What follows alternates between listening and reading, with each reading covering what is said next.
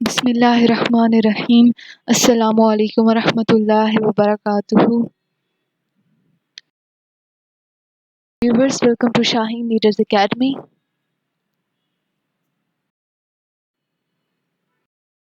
तो आज हम लोग पढ़ने जा रहे हैं मैथमेटिक्स टेस्ट नंबर 43। तो ये टेस्ट उन तमाम कैंडिडेट्स के लिए स्पेशली डिज़ाइन किया गया है जो Pakistan air force, Pakistan army, Pakistan navy के तमाम इनिशियल टेस्ट को क्वालिफाई करना चाहते हैं। तो बढ़ते हैं व्यूवर्स अपने क्वेश्चन नंबर 1 की तरफ। The dash altitude of an isosceles triangle are congruent। तो जो isosceles triangle मैंने पहले भी बताया था वो triangles होती हैं जिनकी जो opposite sides हैं, यानी कि ये जो opposite sides हैं इनकी length और इनकी जो angles होते हैं वो same होते हैं, ये congruent होते हैं। तो इसी को ही आप altitude कहते हैं। जो vertex से लेकर opposite side तक जो है वो join करता है वो आपके पास altitudes होते हैं। अब कितने altitudes हैं इसके जो isosceles triangle के जो congruent हैं, तो ये दो जो altitudes हैं isosceles triangle के ये कॉन्ग्रुएंट है। सो हमारा आंसर है 2। A point equidistant from the end point of a line segment is on its। तो वो पॉइंट जो कि इक्विडिस्टेंस हो from the end point of A line segment उसको हम कहते हैं राइट बाइसेक्टर। अब राइट बाइसेक्टर क्या होता है कि ये आपके पास ट्राइंगल है, तो वो लाइन जो परपेंडिकुलरली कट करी हो वर्टेक्स से लेकर लाइन सेगमेंट। अब ये आपके पास लाइन सेगमेंट है, ठीक है, ये आपके पास उस लाइन सेगमेंट का मिड पॉइंट है। तो उसने क्या कहा है कि a point equidistant from the end point of A line segment is on it's right bisector. तो इसी को हम राइट बाइसेक्टर कहते हैं, वो पॉइंट जो एंड पॉइंट से लाइन सेगमेंट तक जो है वो इक्विडिस्टेंस हो।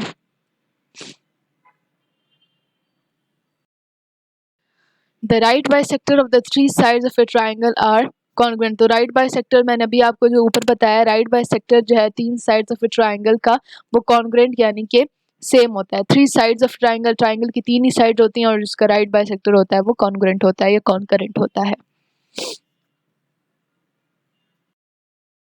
If the three altitude of a triangle are congruent, then the triangle is। अगर तीन एल्टीट्यूड जो हैं वो ट्राइंगल के कॉन्ग्रुएंट हो तो उसको हम कहते हैं इक्विलेटरल ट्राइंगल। अब तीन जो इसके एल्टीट्यूड्स हैं वो कौन से हैं? एक आपके पास ये एल्टीट्यूड है, एल्टीट्यूड नंबर 1। एक आपके पास ये एल्टीट्यूड है, एल्टीट्यूड नंबर 2 और एल्टीट्यूड नंबर 3। अब ये यहाँ पे जो है वो सही नहीं बना, इसको यहाँ से कट करना चाहिए था। बट सिंपली बात यह है कि जो अगर तीन altitudes of the triangle concurrent हो, मिसाल के तौर पर जो तीन एल्टीट्यूड्स हैं ये मिड पॉइंट से, हर लाइन सेगमेंट के मिड पॉइंट से शुरू होता है। मतलब मिसाल के तौर पर कर लेंगे ये जहाँ से मैंने शुरू किया है ये इसका मिड पॉइंट है, तो ये इस मिड पॉइंट से लेकर यहाँ तक ये लाइन शुरू होगी। देन यहाँ से ये दूसरा मिड पॉइंट और ये इसका तीसरा जो है वो मिड पॉइंट है। तो यहाँ से जो लाइंस जो बनती हैं, जो एल्टीट्यूड्स बनते हैं ट्रायंगल के, वो अगर कॉन्ग्रुएंट हो तो इसका मतलब है कि वो इक्विलेटरल ट्रायंगल है। The point of congruency of the perpendicular bisector of the sides of a triangle is circumcenter। तो पॉइंट ऑफ कॉन्करेंसी क्या होता है? जहाँ पे वो सारे पॉइंट्स जो हैं आपस में मिल रहे हैं, ठीक, of the sides of the triangle, तो उसको सर्कम सेंटर कहते हैं। अब सर्कम सेंटर क्या होता है? सर्कम सेंटर में सबसे पहले आपके पास एक सर्कल होगा, सर्कल के अंदर आपके पास एक ट्रायंगल होगी, ठीक है। ट्रायंगल के जो है वो तीन एल्टीट्यूड्स होंगे और ये पॉइंट जहाँ से ये मिल रहे हैं इस पॉइंट को कहेंगे आप सर्कम सेंटर। अब सर्कम सेंटर में, ऑर्थो सेंटर में और इन सेंटर में फ़र्क क्या है? अगर ये सिर्फ ट्रायंगल हो, इसके बाहर सर्कल ना हो, तो फिर हम ये जो आपके पास ये इसका मिड पॉइंट है इसको हम कहते हैं ऑर्थो सेंटर। अगर सर्कल मौजूद हो और सर्कल के अंदर ट्रायंगल हो तो फिर हम उसको कहते हैं सर्कम सेंटर, इस पॉइंट को। और अगर जो आपके पास सर्कल जो है वो ट्रायंगल के बाहर ना हो बल्कि ट्रायंगल के अंदर हो सर्कल, तो फिर हम इस पॉइंट को कहेंगे इन सेंटर। तो ये डिफरेंस है ऑर्थो सेंटर में, सर्कम सेंटर में और इन सेंटर में। मीडियन ऑफ ए ट्रायंगल, तो ट्रायंगल के जो है वो टोटली तीन मीडियंस जो है वो होते हैं। अब मीडियंस वही मीडियंस और altitude almost same. Medians altitude तो कहीं से भी आप लगा सकते हैं, बट मीडियंस का ये होता है कि जो भी लाइन सेगमेंट का मिड पॉइंट होता है वहाँ से मीडियन जो है वो शुरू होता है। ये इस लाइन का मिड पॉइंट है, मिसाल के तौर पर ये इस लाइन का मिड पॉइंट है और ये जो है यहाँ पे मिलेंगे। तो ये तीनों जो हैं ये ट्रायंगल के मीडियंस हैं। Median of A triangle cut each other in the ratio, तो जो मीडियंस ऑफ द ट्रायंगल होते हैं वो एक दूसरे को कट करते हैं in the ratio of 2:1. If two medians of a triangle are congruent then the triangle will be, अगर दो medians of a triangle जो है वो congruent हो तो triangle को हम क्या कहेंगे, isosceles triangle. Isosceles triangle में क्या होता है कि opposite sides की length और उनके angle same होते हैं. तो ये आपने दो medians लगाए mid point से, तब क्या हुआ, ये जो दो आपने मीडियंस लगाए हैं इन दोनों मीडियंस की लेंथ सेम है और यहाँ पे जो इनके मीडियंस के एंगल्स बनेंगे ये एंगल भी जो है वो सेम होंगे. इस वजह से ये आपके पास जो ट्रायंगल है ये आइसोसेलेस ट्रायंगल है, बिकॉज इसके दोनों मीडियंस जो हैं ये कॉन्ग्रुएंट और सेम हैं. And quadrilateral having each angle to 90 degree is called, तो वो क्वाड्रिलेटर जिसमें हर एंगल 90 डिग्री का उसको हम रेक्टेंगल कहते हैं. उसको आप स्क्वायर भी कह सकते हैं, बिकॉज रेक्टेंगल और स्क्वायर में क्या है कि हर एंगल जो है वो आपके पास 90 डिग्री का होगा. ये एंगल भी आपके पास 90 डिग्री का है, ये एंगल भी 90 डिग्री का है, ये भी 90 डिग्री है और ये भी आपके पास एंगल जो है ये 90 डिग्री का है. क्वाड्रिलेटर वो उस पिक्चर को कहते हैं जिसके चार कोने होते हैं. The diagonal of a parallelogram dash each other, तो डायगोनल्स जो है वो पैरेललोग्राम के मैंने पहले भी बताया था वो कि एक दूसरे को इंटरसेक्ट करते हैं. ये इसका एक जो है डायगोनल है और ये जो है इसका दूसरा डायगोनल है.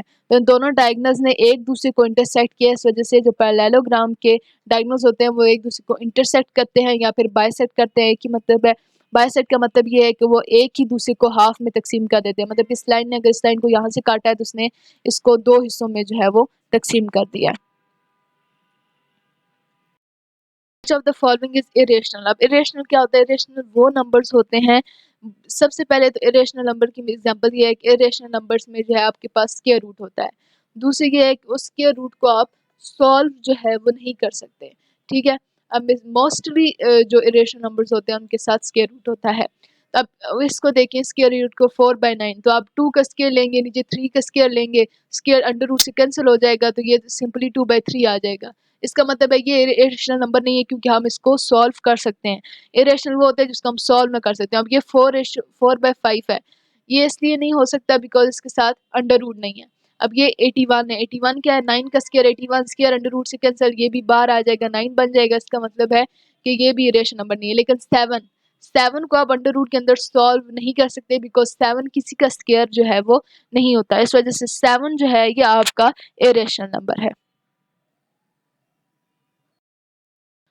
4x + 3y - 2 is an algebraic expression. अब अलजेब्रिक एक्सप्रेशन में क्या होता है कि एक a, b और c जो है वो आपके पास वैल्यूज दी गई होती हैं.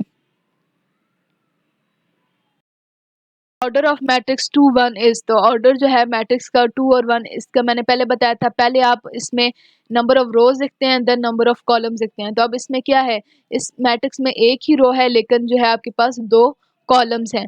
ठीक है, तो रोज जो होती है ये एक्स एक्सिस यानी कि हॉरिजॉन्टल में होती है और कॉलम जो है ये वाई एक्सिस यानी कि आपके पास वर्टिकल में होते हैं. तो इसमें एक ही रो है, दो कॉलम है, तो इस वजह से इसका ऑर्डर बनेगा 1/2. पहले रोज की तादाद को लिखते हैं एंड देन कॉलम्स की तादाद को लिखते हैं 1/2. Which of the following is square matrix? Square matrix वो होता है जिसमें नंबर ऑफ रोज और नंबर ऑफ कॉलम्स जो हैं वो इक्वल हों. तब इसमें दो ही रोज हैं, दो ही कॉलम्स हैं, इसका मतलब है कि ये स्क्वायर मैट्रिक्स है. अगर यहाँ 3/3 होता, 4/4 होता, तब भी ये स्क्वायर मैट्रिक्स ही रहता बिकॉज स्क्वायर मैट्रिक्स का मतलब है number of rows equal to the number of columns. If x is no larger than 10 then no larger than का मतलब है लेस देन और इक्वल टू. ठीक है, तो अब ये आपके पास जो साइन है ये दिया हुआ है x ग्रेटर देन और इक्वल टू 8, इसका मतलब है ये तो नहीं है. ये आपके पास दिया हुआ है x लेस देन 10, ये भी नहीं है. ये दिया हुआ है x ग्रेटर देन 10, ये भी नहीं है. अब ये यहाँ पे आपको दिया हुआ है x लेस देन और इक्वल टू 10 जो कि नो लार्जर देन का मतलब होता है. तो इस वजह से जो आपके पास ऑप्शन नंबर बी है जो कि है x लेस देन और इक्वल टू 10, ये आपके पास सही जवाब है. क्वेश्चन के साथ व्यूवर्स हम अपनी वीडियो के अख्ताम तक पहुंच चुके हैं. मैं आप सबको बता दूं कि शाहीन मीडियस एकेडमी में Pakistan army, Pakistan air force, Pakistan navy की इनिशियल टेस्ट की प्रिपरेशन के अलावा ISSB और इंग्लिश लैंग्वेज कोर्स भी कराया जाता है. All of you are most welcome. इसी के साथ आप हमारे चैनल शाहीन लीडर्स अकेडमी को लाइक करें, शेयर करें, सब्सक्राइब करें। अगर आप हमारी वीडियो पसंद आई हो तो उस पर कमेंट करें और नीचे बेल आइकन के बटन पर क्लिक करें। इसके अलावा हमारी वेबसाइट www.shahinleaderacademy.com को विजिट करें, जिससे आपको बहुत सा इस्तेफादा हासिल होगा। पाकिस्तान आर्म्ड फोर्सेस जिंदाबाद, पाकिस्तान पाइंदाबाद। फी अमान अल्लाह।